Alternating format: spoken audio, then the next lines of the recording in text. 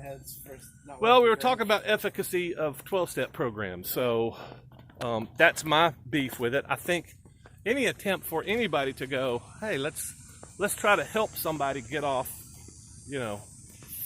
substances that are ruining their lives.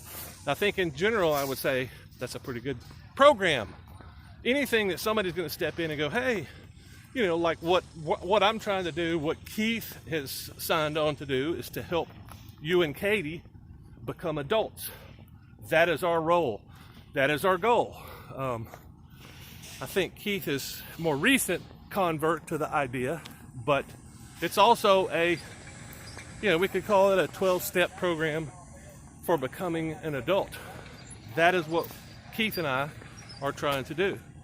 That is what this walking thing is part of. Getting into your head, pushing out all the bullshit in you guys' head. The bullshit, your narrative that you have said, well, here's my life. Here's what's acceptable. Here's how we behave as adults. But you're not really adults.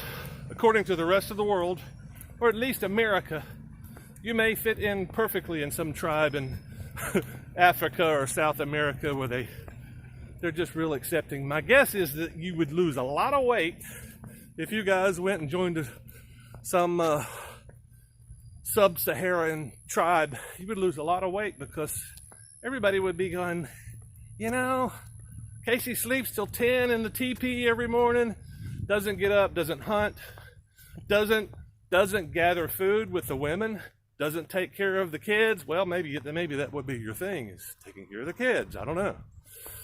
But still, you got to contribute to the tribe. And that is, that's really my goal. I've got pretty clear goals for both of you. I'm still trying to get Keith on board with some long-term strategies and tactics on how to get you guys to become adults. Because I'm going to feel really bad if we don't do anything for you guys and your dad dies. Yeah. Where is everybody going to be at that point?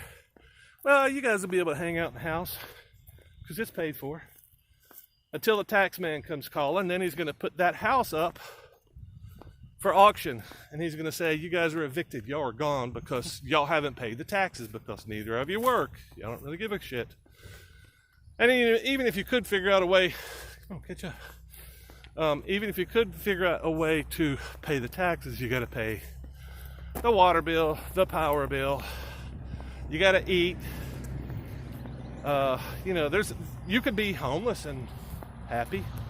You could stand on the corner. I want to take you around and show you some people in Birmingham that's how they make their living, is they stand on the corner.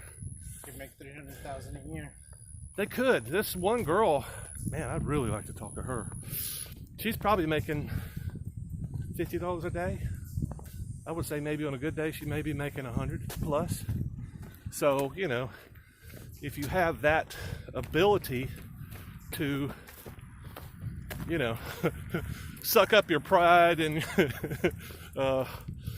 all your self-respect, because she obviously doesn't have much.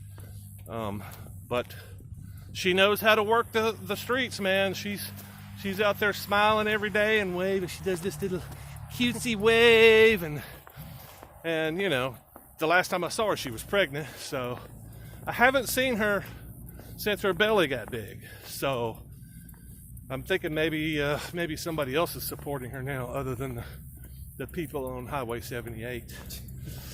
But she's been replaced by 2 or 3 other scumbags that sit out there.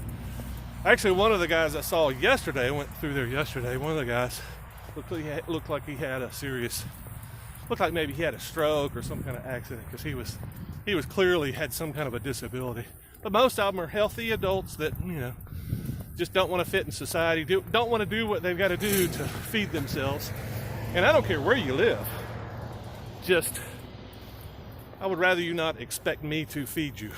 So I think I don't want to see you guys come into the rude awakening of the world, because the world is fucking cruel, man. And right now, you got it pretty good. Yeah. But I don't know how long that's going to last. Yeah, it may just last till your dad gets pissed off, or till he dies, or till he's out of work. Then what's going to happen? What happens if his income is cut to a third? How's he going to support y'all's ever-growing family? How is that going to happen? You know, all you have to do is knock up a couple of kids or a couple of girls and have some kids of your own to really put some more chaos into your dad's world. Yeah. And, you know, as much as I love you guys, I'm not going to support y'all. So y'all got to come to terms on how y'all are going to become adults. And that's part of the discussion that we have started to have with your dad. He doesn't really want to deal with it. He doesn't want to deal with the fact that maybe he's had some failures as a parent. He had to do it by himself, kind of. Well, not just that, he was fighting maybe one of the worst parents. You know, that was his thing, is having to fight somebody that, you know. But I think both of your parents, deep down, wanted the best for you guys. Yeah. They just didn't know how to give it to you. You know, that's not uncommon. Being a parent, you know, there's no textbook. Well, there is, but you actually have to admit that you don't know how to do it. So, back to the 12-step program. That's one of the first steps, admitting you have a problem. Well, I don't know very many people that would ever admit that they don't know how to be a parent. Because, you know, they were trained by their parents, right? You know how to be a parent. You scream at your kids. You beat them when they get out of line.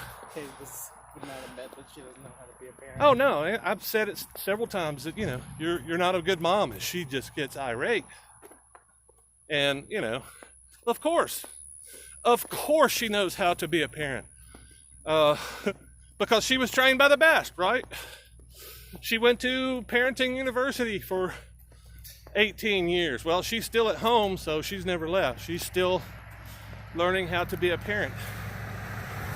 But the one thing that I identified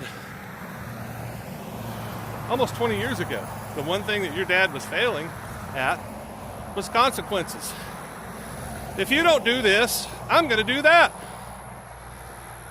Yeah, and you guys learn really, really quickly because y'all are both smart.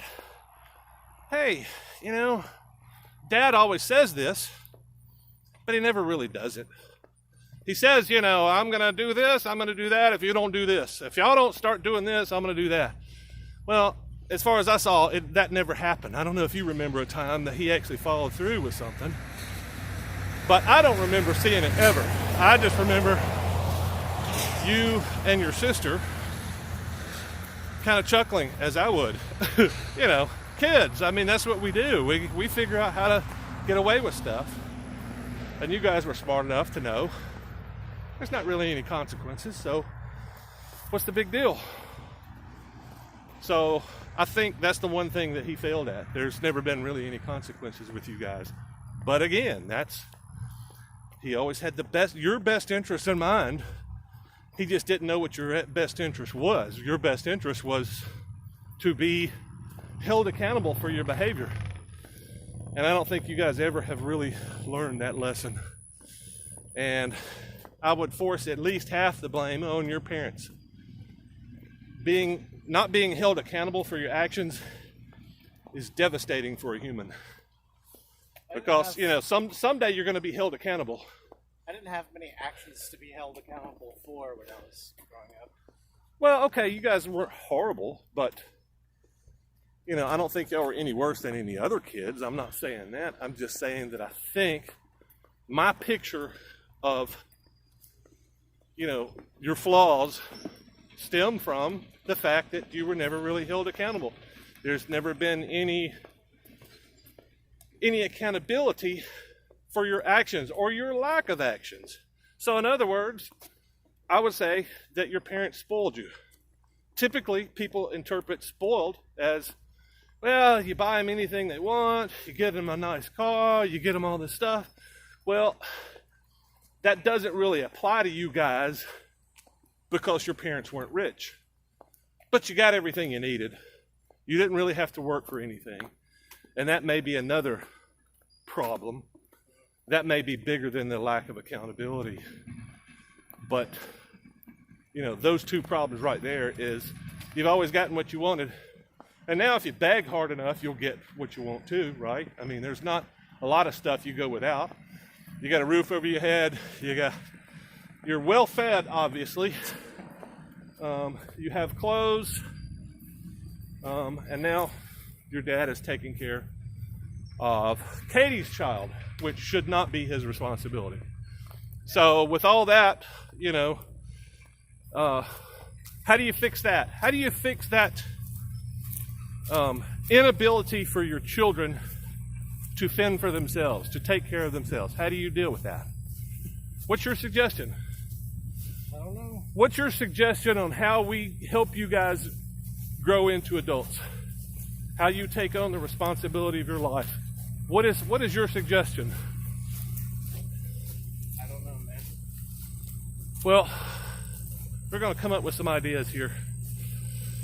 And we're going to try some things, I think. And if we can get all the adults on board, that would be great. And maybe one of these days turn you guys into adults. You're legally an adult, both of you. But that's as far as it goes. I talked about the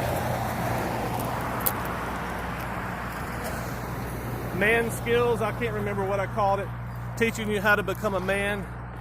But it's really more about teaching you both how to become an adult. Because you're both lacking that ability. If you can't support and feed yourself and your family, you're not an adult. That is the real definition of adulthood. If you can't take care of yourself, you're not an adult. And, you know, you can see all these people locked up in group homes because they can't feed themselves. You know, somebody has to spoon feed them. And I kind of think that's where both of you guys are. You've both worked, right? You've both earned a paycheck before, so you know how to do that. But that's as far as you've got. You don't know how to pay bills. You don't know how to consistently put a roof over your head and feed yourself. And that's part of becoming an adult. And that's what's coming. So at least you got your prep. Now I can tell Katie.